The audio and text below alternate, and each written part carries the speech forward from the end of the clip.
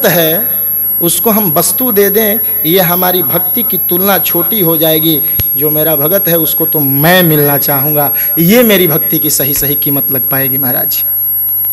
शबरी ने भक्ति किया, राम स्वयं गए, चाहते तो वस्तु दे सकते थे, फिर भक्ति छोटी हो जाती, फिर राम राम नहीं रह जाते, फिर नारायण नारायण नहीं रह जाते। नारायण नारायण तभी है जब सेवा के बदले स्वयं को समर्पित करें। सेवा के बदले वस्तु नहीं हो सकता। फिर तो आप नौकरी पर रखे हैं उसे, जिसे सेवा के बदले कीमत दे रहे हैं। सेवा के बदले स्वयं दीजिए, यह संपूर्ण समर्पण है। बातें आगे हो जाएंगी। एक और सूक्ष्म निवेदन सत्यम परम धीमहि का कि भगवान विष्णु को क्यों माना जाए। जब हमारा विवाह होकर के आता है महाराज, घर में नई बहू आती है, तो आप लोगों के यहाँ कितने लोगों के यहाँ श्री दुर्गा सप्तशती का पाठ होता है? नहीं होता है। शिव जी का अभिषेक होता है? नहीं होता है। पर सत्यनारायण की कथा सुनाई जाती है। बहू तुम आज आई हो तो तुम्हें नारायण को मानना है, इसीलिए तुम्हें सत्यनारायण की कथा हम सुना रहे हैं। जबकि विद्वान की अभाव थोड़ी है, चाहे तो दुर्गा सप्तशती भी हो सकता है, पर नहीं। पग पग पर यह बताया जाता है हमें नारायण को ही मानना है। इतनी सनातन संस्कृति सुदृढ़ है महाराज। ध्येयो नारायण सदा, श्रेयो नारायण सदा, ज्ञेयो नारायण सदा। हम नारायण को माने, बस कल्याण इसी में है। दूसरे मंगलाचरण में व्यास जी कहते हैं, धर्मः प्रोज्झित कैतवोत्र परमो निर्मत सराणाम सताम, वेद्यम वास्तवमत्र वस्तु शिवदम तापत्रयोन्मूलनम, श्रीमद् भागवते महामुनि कृते किमवा परैरीश्वर, सद्यो हृदय वरुध्यतेत कृतभि शुश्रूषुभिस्तत्क्षणात्। भैया भागवत में क्या है? बोले भागवत में मैंने परम धर्म बताया है। अब आप कहेंगे महाराज जी धर्म तो सुना था, पर परम धर्म आज अद्भुत बात। देखिए धर्म का अर्थ क्या है और परम धर्म का अर्थ क्या है। चर्चा इसीलिए विस्तार से कर रहा हूं कि 4 दिन कथा कहनी है, संपूर्ण भागवत तो सुनाई नहीं जा सकती। जितना सुनी जाए, आनंद लिया जाए, उसका जीवन में कुछ प्रभाव हो। बस हम एक श्लोक ही सुने, बड़े बड़े मनीषियों के लिए तो भागवत का एक श्लोक ही पर्याप्त है। अब 1-1.5 घंटे कथा करनी है तो बस आनंद लिया जाए, विषय पर ध्यान न दिया जाए कि हम समाप्ति की ओर चलें, क्योंकि हो नहीं पाएगा। 335 अध्याय है भागवत जी में, और एक दिन का क्रम 53 अध्याय का बनाया गया है। 1,76,000 शब्दों का समावेशन है। अब उतना कथा 29 छंद देकर के लिखा गया है भागवत जी को। इन सब चीज को समावेशित करके कथा सुनाने के लिए एक दिन के लिए कम से कम 4 घंटे चाहिए, तब जाकर के कथा सुनाई जा सकती है।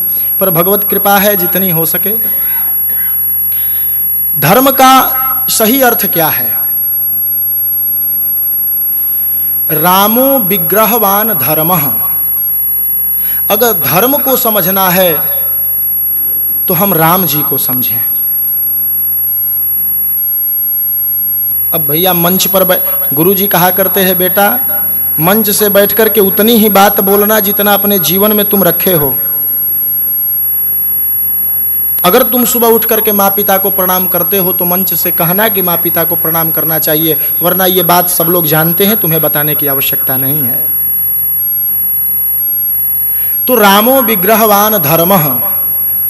हमें धर्म जानना हो तो हम राम जी को देखें। राम जी का अर्थ, धर्म का अर्थ है कर्तव्य निर्वहन। हमें माँ के साथ कैसे रहना चाहिए, हमें बेटा के साथ कैसे रहना चाहिए, हमें अपनी पत्नी के साथ कैसे रहना चाहिए, हमें अपने भाई के साथ कैसे रहना चाहिए, ये धर्म है। ध्यान से समझिएगा। और धर्म का निर्णय स्थान और स्थिति के अनुसार होता है। धर्म सदैव एक जैसा नहीं होता। अभी हम आपके सामने बैठकर के कथा सुना रहे हैं तो हमें अपनी सात्विकता प्रदर्शित करनी है। हमें भगवत कृपा जो हमें प्राप्त है गुरु कृपा से, बस उतना ही आप सबके समक्ष परोसना है।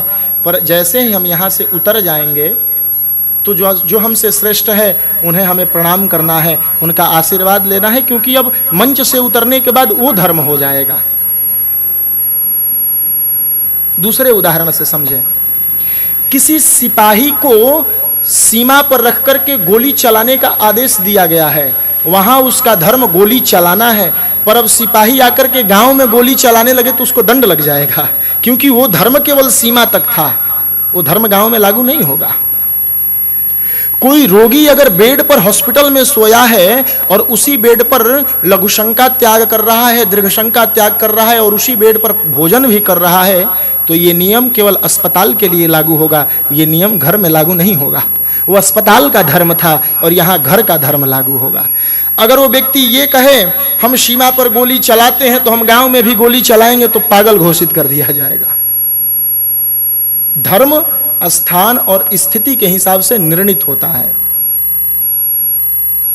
ये हाथ है, इस हाथ का क्या धर्म है?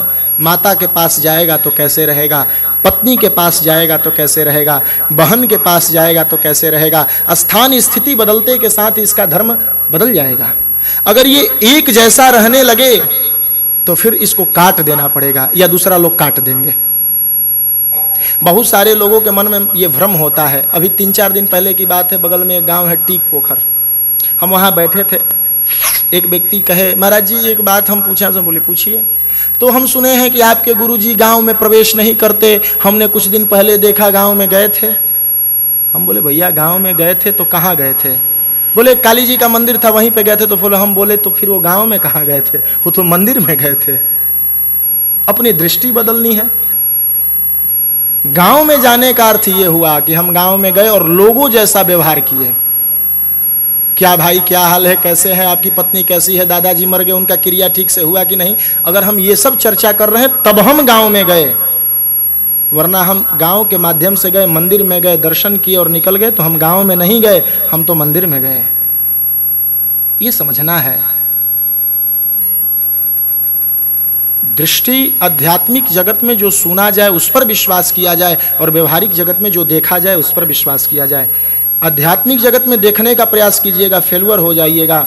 और नीति कहती है कि नदी, स्त्री और गुरु, इन तीनों को मध्य से सेवन करना चाहिए, वरना पाप लगेगा। अगर नदी को आप बहुत किनारे स्नान करेंगे फिर नदी का आनंद नहीं ले पाएंगे, और बहुत अंदर चले जाएंगे तो भी नदी का आनंद नहीं ले पाएंगे। नदी को मध्य से सेवन करना चाहिए। गुरु को भी मध्य से सेवन करना चाहिए। गुरु जी प्रणाम, ठीक हो? हाँ ठीक है। ये आदेश है, बस आदेश का पालन करें। और शिष्य के लिए हमारे सूरी परंपरा के आचार्य कहे हैं गुरु प्रकाशो धीमान, चेला का परम कर्तव्य है गुरु जी ने जो मंत्र दिया है उसको तो गोपनीय रखें, पर गुरु का प्रकाश करें। जहाँ बैठे 4 मिनट गुरु की चर्चा तो होनी ही चाहिए। गुरु प्रकाशो धीमान, अपनी चर्चा हो या न हो पर गुरु की चर्चा तो होनी ही चाहिए। यह शिष्य का परम कर्तव्य है। गुरु प्रकाशो धीमान, धर्म रामो विग्रहवान धर्म। धर्म हम इसलिए न करें कि हमें परमात्मा मिले, यह भी बहुत सटीक बात है। हाँ, धर्म करते करते ईश्वर की सन्निकटता आ जाए, हम परमार्थ में लग जाए, ये आपकी उपलब्धि हो गई। पर धर्म हम इसलिए न करें कि लोग हमें जाने। धर्म तो गोपनीय होना चाहिए। हम दाएं हाथ से दान करें तो बाएं हाथ को पता न लगे कि हमने किया। पर स्थिति विचित्र है महाराज। पाप तो हम छिपा करके करते हैं और पुण्य बता करके करते हैं। परम धर्म क्या है? बोले परम धर्म यह है कि हम अपने किए हुए कर्मों को भगवान श्रीमन नारायण से जोड़ दें, बस हमारा धर्म ही परम धर्म हो जाएगा। निष्कपट धर्म ही परम धर्म है। हम माँ बाप की सेवा इसलिए नहीं कर रहे कि सारी संपत्ति हमारे नाम लिखी जाएगी। माँ बाप की सेवा हम इसलिए कर रहे हैं कि हमारा ये परम कर्तव्य है, ये परम धर्म है। दूसरे मंगलाचरण में परम धर्म की व्याख्या की गई और ये बताया गया कि जो भागवत सुनने के लिए इच्छुक होते हैं उनके हृदय में साक्षात भगवान श्रीहरि विराजमान हो जाते हैं। एक महात्मा से किसी चेला ने पूछा, महाराज जी भगवान हृदय में विराजमान क्यों होते हैं? बोले भगवान हृदय में विराजमान लीला सुनने के लिए होते हैं। चेला ने पूछा, महाराज जी ये कैसी विचित्रता है, भगवान की लीला भगवान स्वयं क्यों सुनेंगे? तो महात्मा जी ने बहुत स्थिर दिमाग से समझाया, बेटा तुम्हारा विवाह हुआ था तो तुमने वीडियोग्राफी किया था? बोले हाँ महाराज जी। कैसेट बनवाया था विवाह का? बोले हाँ महाराज जी। तो बोले तुम अपने विवाह का कैसेट स्वयं क्यों देखते हो? जब तुम्हारा विवाह, तुम्हारी पत्नी, तुम सब देखे हो तो फिर अब कैसेट देखने की जरूरत क्या है?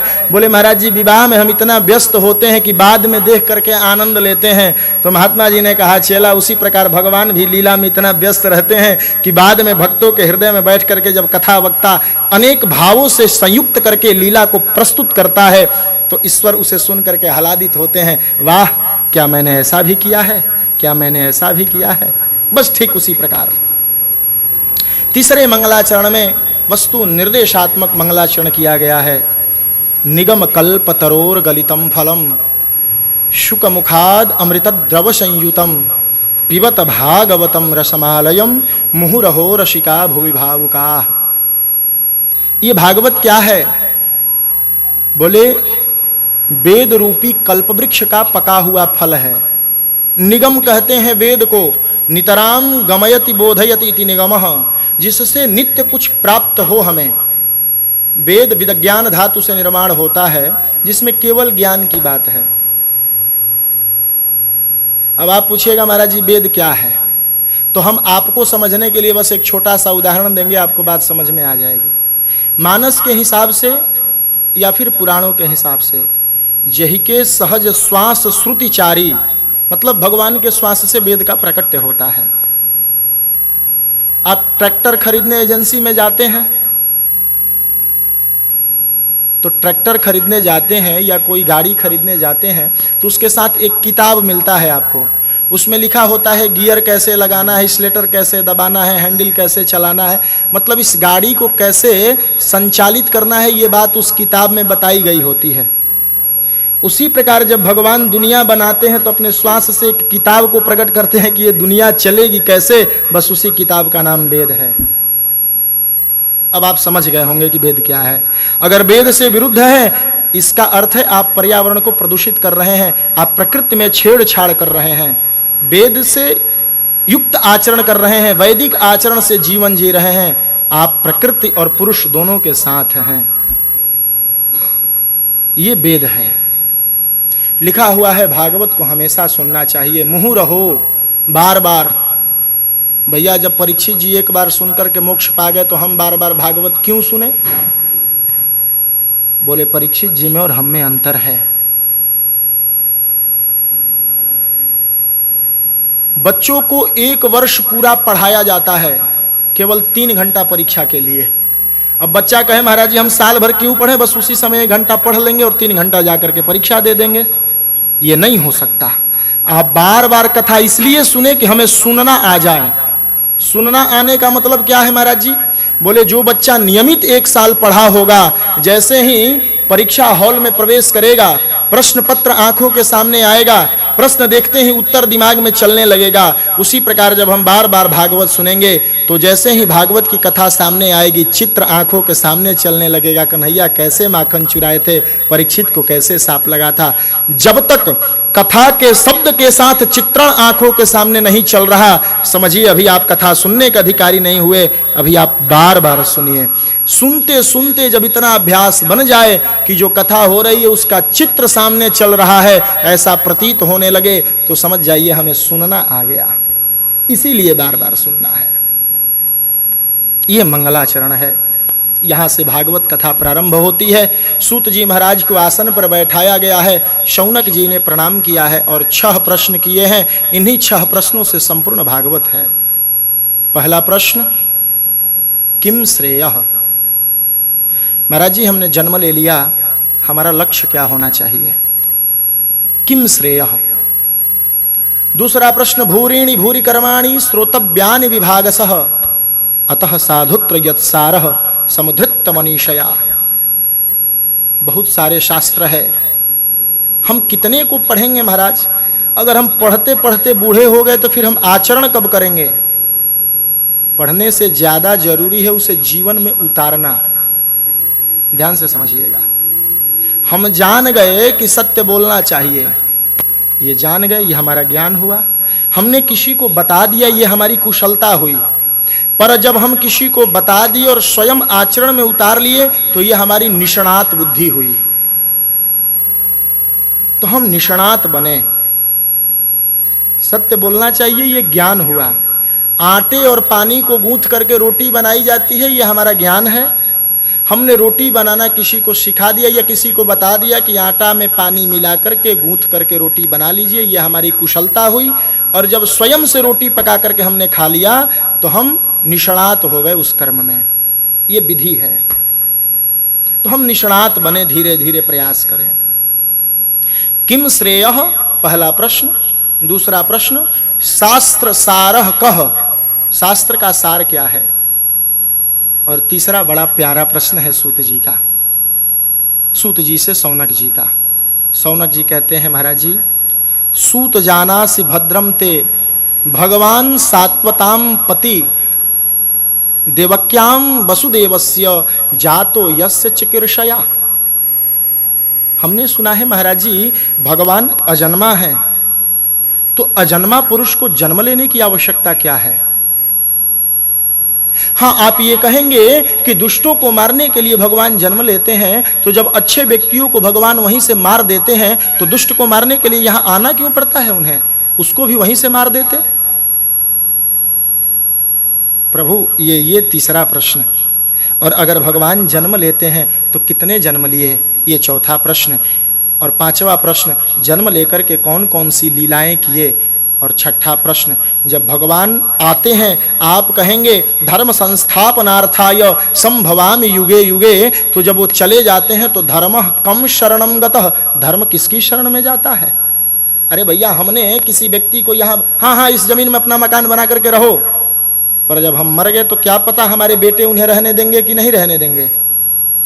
तो धर्म की स्थापना भगवान करके जब चले जाते होंगे तो धर्म किसके सहारे रहता है। ये 6 प्रश्नों का उत्तर दीजिए।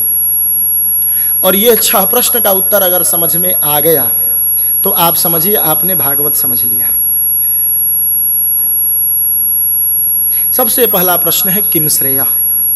सूत जी ने प्रश्न सुनकर के प्रसन्नता व्यक्त की और मंगलाचरण किया। मंगलाचरण में अपने गुरुदेव सुखदेव स्वामी जी को प्रणाम किया और सुखदेव स्वामी जी को